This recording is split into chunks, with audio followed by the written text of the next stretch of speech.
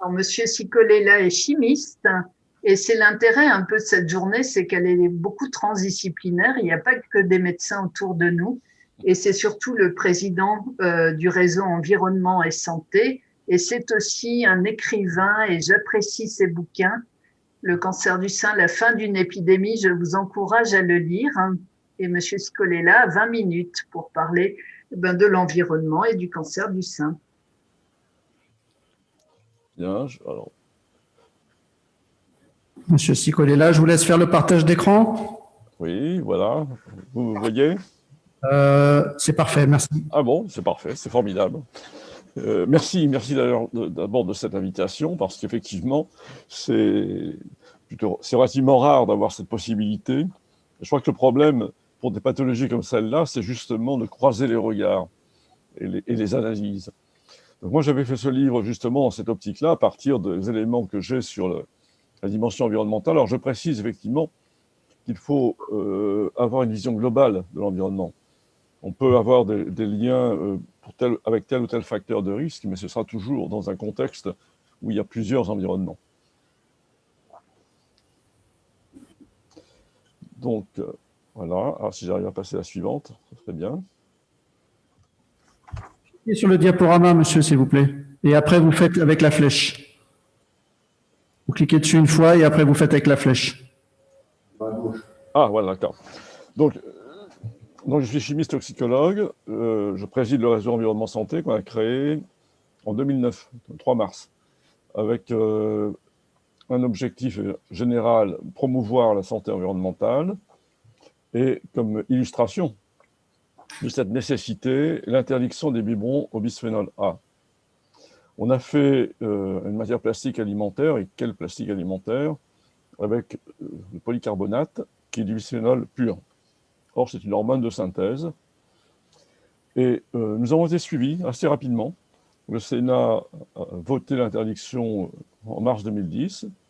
Et puis alors là, très bonne surprise, l'Union européenne a étendu cette interdiction à l'ensemble de l'Union européenne. Suite à cela, nous avons demandé, obtenu des députés et des sénateurs qui l'ont voté à l'unanimité, l'interdiction du bisphénol dans les contenants alimentaires, puisqu'il était utilisé pour faire le revêtement intérieur des boîtes de conserve. Alors, on savait en 2009 déjà beaucoup de choses. On savait que ça avait été testé comme hormone de synthèse avec le distilbène en 1936. C'est le distilbène qui avait été retenu. Néanmoins, on l'a utilisé pour faire des matières plastiques. Mais en 2006, se tient une conférence dite de Chapel Hill, qui fait le bilan des connaissances sur le bisphénol A et qui dit c'est lié au cancer du sein, cancer de la prostate, diabète de type 2, obésité, atteinte de la reproduction et problèmes neurocomportementaux. D'où cette alerte que nous lançons en 2009. On savait suffisamment de choses pour comprendre que ce n'était pas une bonne idée d'exposer les nourrissons à cette substance. Depuis, de nombreuses études chez l'humain, notamment, ont confirmé les données animales. Et puis, en 2015, le bisphénol A a été démontré qu'il était impliqué dans 8 des 11 mécanismes biologiques majeurs du cancer. Il est classé cancérogène en 2017, sans être mutagène. Classé substance extrêmement préoccupante par Rich. Alors, une question qu'on se pose, comment faire un repas au bisphénol A? Une question facile. C'était assez facile, il suffisait d'ouvrir des boîtes de conserve. Voilà. Et on arrivait à une dose de 1 microgramme par kilo par jour. Et si vous donnez du bisphénol... Pardon? Si vous donnez du bisphénol A à la dose de 0,025 microgrammes par kilo par jour, bien vous induisez une transformation précancéreuse des cellules mammaires chez la souris, après une exposition périnatale. 22 études de cancérogénèse ont été menées, c'est la synthèse faite en 2016, chez la souris et chez le rat, 13 pour le sein, 9 pour la prostate, et la conclusion est très claire. Ces études apportent une preuve substantielle que l'exposition périnatale en dessous de la dose de référence augmente la susceptibilité du cancer du sein, au cancer du sein et de la prostate. Alors, les perturbateurs endocriniens représentent un changement de paradigme par rapport à la vision classique de la toxicologie, où le grand principe c'était la dose fait le poison, c'était Paracels, Et à partir de la définition du concept de perturbateur endocrinien en 1991, sous l'égide de Theo Colborn, eh bien, il y a un nouveau paradigme qui s'impose, qui a été formalisé par l'Endocrine Society en 2009. La période fait le poison, c'est principalement l'exposition pendant la grossesse qui est déterminante. Les effets peuvent être plus forts à faible dose qu'à forte dose. On a les effets cocktails très clairement démontrés dans un certain nombre de cas, du genre 0 plus 0 plus 0 égale 100 par exemple. Latence entre l'exposition et l'effet survient, il n'y a plus de trace directe, mais il y a une trace indirecte, c'est une modification de l'épigénome. Et le cinquième point, c'est l'effet transgénérationnel. Donc l'exposition maternelle se traduit par des effets chez les enfants, les petits-enfants et les arrière-petits-enfants. L'Endocrine Society sort un deuxième rapport de synthèse en octobre 2015 et confirme avec un fort niveau de preuve obésité, diabète, reproduction, cancer hormonodépendant chez la femme, et effets thyroïdiens, neurodéveloppementaux, neuroendocriniens. Les grandes familles sont toujours les mêmes: bisphénol A, phtalates, pesticides et polluants organiques persistants. Puis il rappelle le changement de paradigme des perturbateurs endocriniens. Alors ces perturbateurs endocriniens, où on les trouve, c'est principalement dans l'environnement domestique. Alors on va les trouver, quand il s'agit de pesticides, évidemment, dans l'environnement extérieur, dans l'environnement intérieur, mais l'environnement intérieur est la principale source. Les phtalates, ce sont les plastifiants. Ce sont des composants des cosmétiques, des produits d'hygiène. Les perfluorés, même chose, avec une particularité, en plus, c'est des ustensiles de cuisine, les fameuses poêles anti-adhésives ou les textiles imperméables.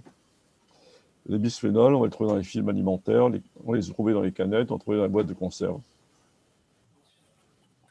Donc nous avons, pour mener cette campagne de sensibilisation, de prise de conscience, non seulement sur le cancer, mais sur l'ensemble des maladies chroniques liées à cette exposition perturbateur endocrinien, nous avons lancé cette charte d'engagement des villes et territoires sans perturbateurs endocriniens en 2017. Aujourd'hui, un Français sur deux est dans une collectivité locale qui a signé la charte, sans qu'on fasse du porte-à-porte. C'est les collectivités locales qui elles-mêmes font la démarche de dire nous souhaitons signer la charte. On a notamment signé la charte avec des régions, une grande région comme Île-de-France, et récemment avec la région Centre-Val de Loire. Donc c'est un engagement sur une démarche, ce n'est pas un label, mais cette démarche justement c'est de commencer à parler du problème et de mettre en place aussi des critères d'éco-conditionnalité dans les achats publics. Donc quand on parle d'environnement, il faut regarder le problème à différents niveaux. Je pense que le niveau le plus global, c'est l'évolution dans le temps et la répartition géographique. Dans le temps, voilà, j'ai repris ici des données de publication de Global Burden of Cancer, qui a l'intérêt sur une période de 23 ans, donc le taux a doublé au niveau mondial, mais le vieillissement n'explique que 38% de la progression. Donc il y a une progression intrinsèque de ce cancer du sein. Et on voit des différences très nettes entre le niveau de développement des pays. Ce sont les pays les plus développés qui ont les taux les plus élevés. Mais la tendance est la même dans tous les pays, quel que soit leur niveau de développement sur une vingtaine d'années, donc à un rythme assez élevé. Quand on regarde les données fournies par Globocan, qui est le site du CIRC, le Centre international de recherche contre le cancer, eh bien on a la surprise de voir que le premier pays au monde, alors ce sont des données standardisées sur l'âge, de façon à faire des comparaisons entre pays, standardisées sur l'âge sur une population mondiale. La France arrive en 4e position, très peu, quasiment très proche des Pays-Bas, le Luxembourg et la Belgique. Donc j'ai mis le taux est de 99, j'ai mis entre parenthèses la mortalité, et vous voyez, si on compare avec le Japon, un pays industriel, développé, eh bien on est quasiment dans un rapport presque de 1 à 2. Et même du point de vue de mortalité, il y a une différence sensible. Si on compare avec le dernier pays, le Bhoutan, alors là, la différence est encore plus flagrante, on a un rapport de 1 à 20, mais en mortalité de 1 à 5. Alors, le Bhoutan n'est pas un pays totalement sous-développé. Il est classé par l'OMS dans la catégorie 3, à l'équivalent du son système de santé est équivalent à celui du Liban. Ce n'est pas un pays développé, mais il y a un système de santé. Quand on regarde la répartition géographique en France, il y a une différence entre régions. La première région de France du point de vue incidence, c'est l'Île-de-France. Et vous voyez que l'Île-de-France, si elle était indépendante, se retrouve en 3e position dans le monde. Et puis quand on regarde à Paris, bien Paris, alors évidemment 113, 114, il ne faut pas juger, il n'y a pas de... là, on est dans la largeur du trait, hein. C'est au niveau, Paris pourrait être considéré comme le premier pays au monde s'il était indépendant. Quand on regarde la répartition par arrondissement, par contre, le 2e ou le 8e sont les arrondissements les plus touchés. Sur la région, Neuilly, Charenton, sont les données qui ont été fournies par l'Observatoire régional de la santé d'Île-de-France, qui interroge. L'évolution est constatée effectivement, on voit bien une diminution de la mortalité, mais elle reste quand même à un niveau très élevé. Je rejoins tout à fait ce qu'a dit Catherine Matelin. Et on est à 12 000 décès par an, avec des variations sur les tranches d'âge. Et quand on entend dire que c'est le dépistage qui explique l'augmentation de l'incidence, bien la catégorie de plus de 40 ans voit une progression sensible sur les 20 dernières années. Et puis hier, je me suis dit, tiens, j'ai regardé effectivement les dernières données du cirque et par tranche d'âge. Et j'ai eu la surprise de constater que la France était effectivement en 2e position derrière la Belgique pour la tranche d'âge moins de 60 ans. Ça devrait effectivement nous interroger sur la réalité, enfin sur l'importance et les causes de cette pathologie. Quand on regarde les données de l'assurance maladie, la répartition par département, on a un rapport de 1 à 2 entre la Réunion, la Guyane et Paris.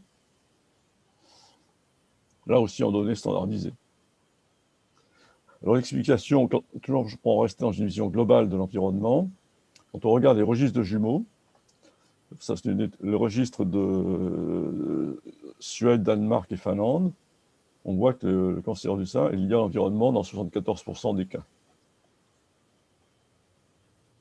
Quand on regarde les migrants, il y a beaucoup d'études, hein, j'ai sélectionné celle-là. L'étude sur les migrantes iraniennes au Canada, il y a 2 registres en Iran qui donnent des chiffres de l'ordre de 7,6 et 16,9. Bien chez les migrantes, on est à 68 en Colombie-Britannique. Et en Colombie-Britannique, de façon générale, pour la population en général, on est à 81. Quand on voit en peu de temps, finalement, la progression considérable du taux de cancer du sein. Voilà une synthèse qui a été publiée par le Breast Cancer Fund en 2010, qui reste toujours d'actualité. On a à la fois un effet de sédentarité, de puberté précoce, de travail de nuit. La génétique, effectivement, c'est ce que vous avez dit, 5 à 10%. L'alimentation, c'est effectivement ce que l'étude de l'INSERM avait montré. La comparaison entre les femmes qui suivent un régime, entre guillemets, bien sûr, baptisé alcool western hein, par les auteurs, plus 20%, et régime méditerranéen, moins 15%.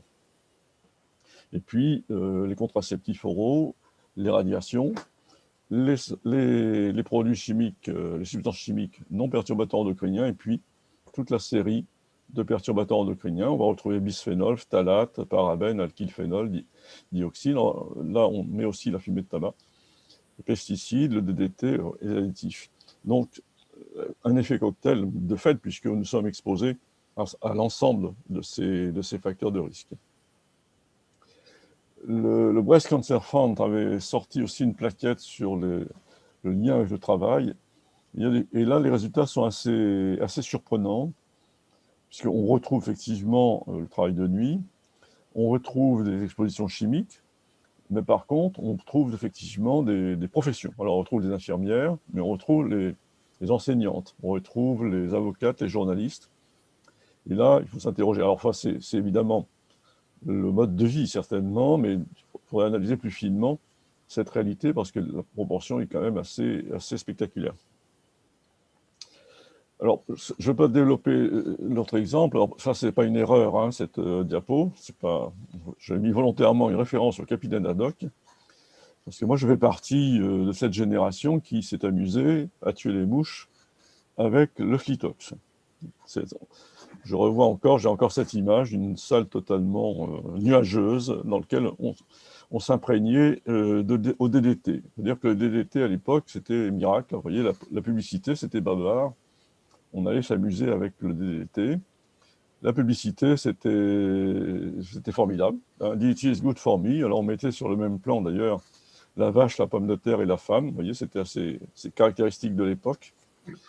Il fallait protéger les enfants. Et donc, moi, quand je fais des conférences, souvent les gens me disent « Ah oui, mais nous, notre père venait le soir et il nous mettait du Flitox pour qu'on passe une nuit tranquille. » Voilà, ça a été généralisé de façon à la fois au plan professionnel et au plan domestique. Qu'est-ce que ça donne? Mais je ne vais pas trop m'étendre, mais j'insiste beaucoup parce que Patrick Fénichel en parlera lui aussi, parce que c'est une étude remarquable, un suivi pendant 50 ans de 20 000 femmes et près de 20 000 enfants. On voit effectivement chez les filles un taux multiplié par 3,7 en fonction du degré d'imprégnation des mères. Mais les mères elles-mêmes, si elles avaient moins de 14 ans en 1945, ont un taux qui va jusqu'à 5 fois plus.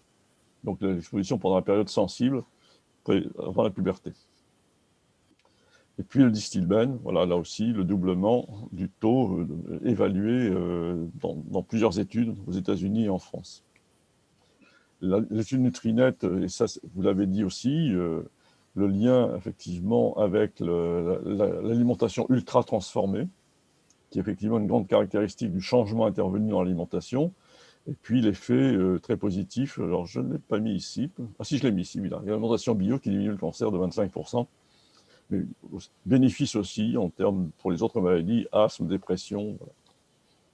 Donc, on a donc des solutions. Autre élément important à avoir en tête quand on regarde cette question, c'est tout ce qui a été fourni par ce très grand programme qui s'appelle le projet Halifax, qui a réuni 350 scientifiques, 31 pays, vraiment, et dont 174, la moitié, a travaillé sur les mélanges chimiques. Les mélanges de substances chimiques pour émettre un avis sur l'effet des faibles doses. Et on retrouve effectivement l'effet des faibles doses pour les grands perturbateurs endocriniens. Vous voyez, le bisphénol A répond présent dans tous les mécanismes, quasiment 8 mécanismes sur je crois qu'il y en a 10 ou 11, impliqués dans le cancer à différents niveaux, mais ce n'est pas une substance mutagène. Néanmoins, il joue un rôle en liaison avec évidemment les autres substances qui sont présentes dans l'environnement. Si on voit le cadmium par exemple, si on voit le PFOS qui est un perfluoré par exemple. Donc là, il y a un effet cocktail en permanence. Et la conclusion, c'est que l'exposition à des mélanges de substances chimiques à faible dose, agissant en cancer, est une cause majeure de cancer. Et pour terminer, je souhaiterais effectivement apporter ces deux éléments qui me semblent extrêmement importants. Là, on n'est pas dans la genèse des cancers du sein, mais on est dans l'efficacité du traitement. On a des publications qui montrent effectivement que le bisphénol A, par exemple, diminue l'efficacité de la chimiothérapie. Vous voyez, la conclusion, je l'ai reprise in extenso, à faible niveau. Donc, c'est un élément à prendre en considération, je pense. Ça ne me semble pas être le cas pour l'instant. Et ces données devraient effectivement être analysées pour en tirer des conséquences du point de vue des pratiques. C'est vrai aussi pour les phtalates, notamment le benzylbutylphthalate, BBT, qui est une substance présente principalement dans les cosmétiques, mais présent aussi comme plastifiant. Alors moi, je n'ai pas de regard précis sur le mécanisme d'action. Je constate effectivement qu'il y a un lien incontestable. Voilà ce que je pouvais dire pour donner cet éclairage. Alors, la conclusion le titre de mon livre était volontairement provocateur, mais quand on met bout à bout les connaissances, on voit bien qu'il ne faut pas attendre d'avoir une certitude absolue sur tous les éléments. On est toujours dans des probabilités, en fait. Mais l'ensemble des probabilités fait on sait que si on agit sur ces facteurs, on va dans le bon sens. Voilà. En tout cas, il ne faut pas attendre d'avoir la réponse sûre à 100% pour agir, bien évidemment, compte tenu de l'ampleur de l'épidémie. Voilà, merci. Merci beaucoup, Monsieur Cicolella. Vous avez bien fait d'insister sur l'aspect que j'évoquais tout à l'heure. Est-ce qu'il y a des questions à lui poser? Oui, moi je peux. Oui. Qui est en ligne, qui pose une question? Rémi Salmon. Rémi, allez-y, on t'écoute, Rémi. Villet au téléphone. Enfin, en ligne. Oui. Bon, j'ai trouvé cet exposé extrêmement intéressant. Et c'était plus deux petits commentaires qu'une question. Le premier commentaire, c'est que, par exemple, dans les congrès et à l'American Association for Cancer Research, il y a 20 ans ou 30 ans, il y avait une très, très grosse partie sur la cancérogénèse chimique. Et les choses se sont profondément modifiées, et en particulier pour les attributions des crédits sur ce type de recherche, et des recherches qui sont très difficiles, notamment pour ce qui concerne les pesticides, parce que, évidemment, les pesticides qui sont utilisés à l'heure actuelle n'ont plus rien à voir avec ceux qui étaient utilisés il y a une vingtaine d'années. Puis la deuxième remarque que je voulais faire, sur laquelle on peut discuter également, ce qu'a dit Mme Mathelin tout à l'heure, c'est qu'aujourd'hui, en cancérologie, si on ne parle pas de génétique, eh ben, on n'a pas de tribune. C'est comme aujourd'hui, si on a envie de parler du cancer, il faut parler du Covid. Donc, c'est très difficile de trouver de la place pour cette cancérogénèse chimique qui me paraît tout à fait importante. Moi, je reprends le projet Halifax. J'ai vu effectivement les articles ont été publiés dans les revues de cancérologie, c'est pas dans des revues marginales. En plus, ça réunit plusieurs centaines de spécialistes. Donc, les conclusions sont très claires. Alors, je n'ai pas eu le temps de rentrer dans le détail, hein. Donc, tout ça est analysé très finement. Ça confirme effectivement, dans beaucoup de cas, l'effet des faibles doses, notamment des mélanges. Donc, l'effet cocktail, on le vérifie. Et donc, il faut en tenir compte aujourd'hui. Ça modifie. Moi, quand j'ai fait ma formation de toxicologue, on m'a enseigné l'inverse.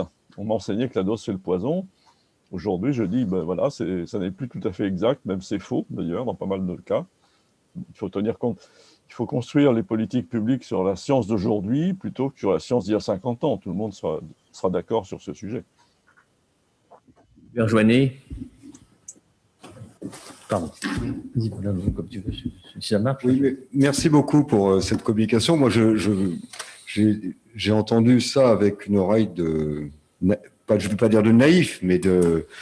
Et donc, la question que je me posais, c'était, est-ce que les chiffres de l'incidence des cancers du sein lors de la première moitié du XXe siècle ont été très bas, ou au contraire, est-ce que finalement le profil a changé?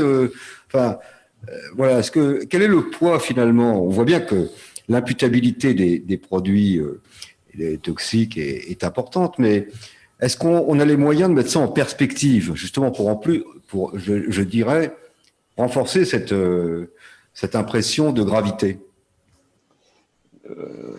La perspective, ce sont les chiffres que Mme Mathelin a présentés, qu'elle a repris sur le site Globocan aussi. Si on laisse les choses évoluer comme elles évoluent, on arrive à des chiffres considérables. Et donc, le problème, il faut comprendre qu'une grande partie, vraisemblablement, du problème se joue pendant la grossesse. Et ça modifie totalement. Pendant très longtemps, on a cru, et les modèles expérimentaux, d'ailleurs, en toxicologie, reposaient sur l'idée, sur l'exposition des rongeurs à l'âge adulte. On exposait les rongeurs à l'âge adulte. On passait à côté du problème, qui est l'essentiel, l'exposition pendant la grossesse. Donc, vous voyez, il faut effectivement regarder les données scientifiques d'aujourd'hui. Ce qui se passe pendant la grossesse est déterminant, non seulement pour les cancers, hein, mais pour toutes les pathologies chroniques. Et donc, ça veut dire que notre vision de la santé publique doit être transformée en conséquence. Donc, la protection de la grossesse et de la petite enfance doit être aujourd'hui au cœur d'une refondation du système de santé. Je vais jusque-là. Mais ma question, elle portait plutôt sur qu'est-ce qui se passait lors de la première moitié du XXe siècle, où les gens... généralement, on a les données qui remontent, qui sont dans l'après-guerre. On n'a pas, moi, j'ai pas d'éléments précis. D'accord. On voit bien, c'est la progression de l'après-guerre qui est importante. Permettez-moi d'intervenir parce qu'effectivement, j'ai bien aimé la question d'Hubert Joannet et vous avez répondu, je dis ça sans aucune agression, en toxicologue. C'est-à-dire que vous avez dit les produits administrés pendant la grossesse. Le grand problème, et vous l'avez soulevé indirectement, et je voudrais vraiment insister là-dessus, c'est qu'on n'est plus du tout, et vous l'avez bien dit, on n'est plus du tout dans l'exposition avec un effet dose, on est dans un paradigme extrêmement complexe pour lequel on n'a pas de solution. Et si on prend chaque produit individuellement, ils sont tous toxiques. Ce qui est intéressant et qui est très difficile à déterminer, c'est comment une exposition à de multiples molécules à dose infinitésimale pendant de très longues durées vont entraîner une maladie. Et là, on se tourne vers les travaux de Barbara Domenex sur la mesure de ces perturbateurs endocriniens sur le plan expérimental. Alors moi, j'aimerais bien avoir votre avis, parce que là, les pauvres toxicologues, et vous faites partie de ceux qui ont été formés comme ça à l'académie, on a été formés en psychologie, et maintenant on est dans un paradigme, comme vous dites, totalement différent, où on est avec des individus qui reçoivent ou qui sont en tous les cas dans un environnement, parce qu'on peut y inclure aussi le téléphone portable, l'éolienne, etc., etc. Et donc comment... Et je pense un peu, si vous voulez, bon, vous voyez bien quand je parle, j'évoque des gens comme Bouraki, etc.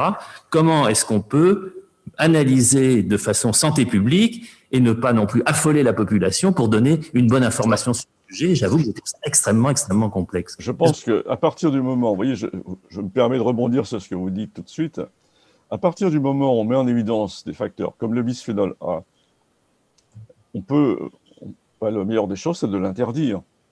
Voilà. Et donc là, on est sûr qu'on a eu un gain. Alors, on sait qu'on a certainement diminué le taux de cancer du sein dans 50 ans. Voilà. On ne vérifiera pas, je ne pense pas que ça ait un grand intérêt. On sait que, de toute façon, même sur d'autres pathologies qui se signalent beaucoup plus tôt, on aura des gains.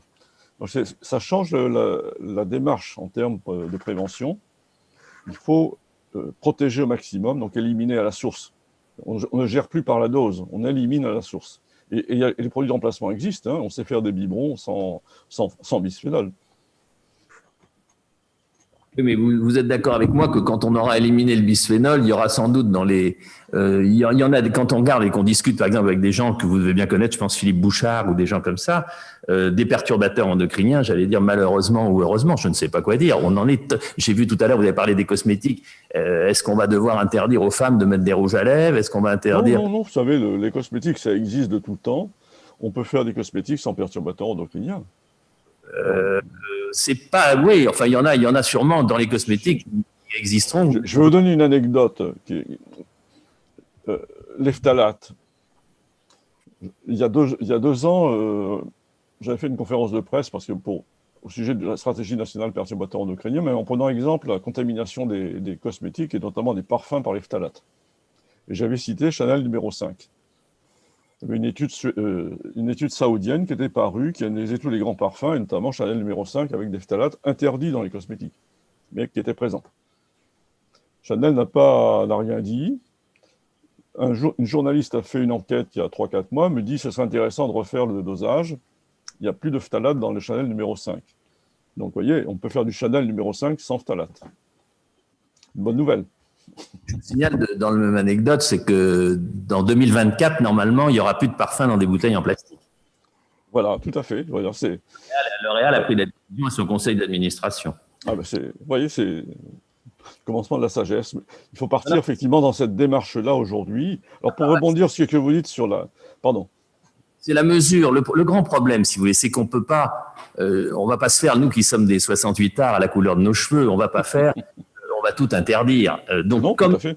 Dans un paradoxe complètement différent, je dis comment va-t-on pouvoir vivre dans un environnement qui est quand même un environnement de progrès par certains côtés, avec sûrement des molécules infinitésimales qui sont avec nous, pour arriver à mesurer vraiment leur toxicité. Et là, je pense qu'il y a un challenge pour les toxicologues dont vous faites partie, qui est extrêmement, extrêmement difficile. Et j'aimerais bien savoir si, je crois que de ce que je sais pour le moment, parce qu'il n'y a pas de réponse, et c'est des gens comme tous les gens qui dirigent notre environnement également, que sont aussi vous n'avez pas du tout parlé des eaux, des gens comme Veolia. Il y a des choses dans notre environnement qui sont tellement importantes que où on reste enfermé dans une maison, enfin à la campagne, dans rien, et on n'a plus de molécules, plus de parfum, plus de rouge à lèvres. Donc je trouve, si vous voulez, je ne sais pas du tout que je m'oppose. Bien évidemment, je suis complètement d'accord et j'ai lu tous vos travaux et c'est bien l'objet de la difficulté de réponse et la difficulté de position, de prise en place, enfin de prise de position pour des académies comme les nôtres, pour dire il faut pas, parce qu'on peut plus vivre en disant il faut pas, il faut rien, si vous voulez, dans ces cas-là. C'est ça que je trouve extrêmement. Je vais vous donner un autre exemple. On a fait une campagne qui a été couronnée de succès pour demander l'interdiction des perchloréthylènes dans les pressings. Vous savez, cette odeur de pressing qu'on a tous, j'ai pas en tête, mais eh bien, on a été suivi et sur 10 ans, l'élimination se fait en fonction de l'âge des machines. On arrive à 2020.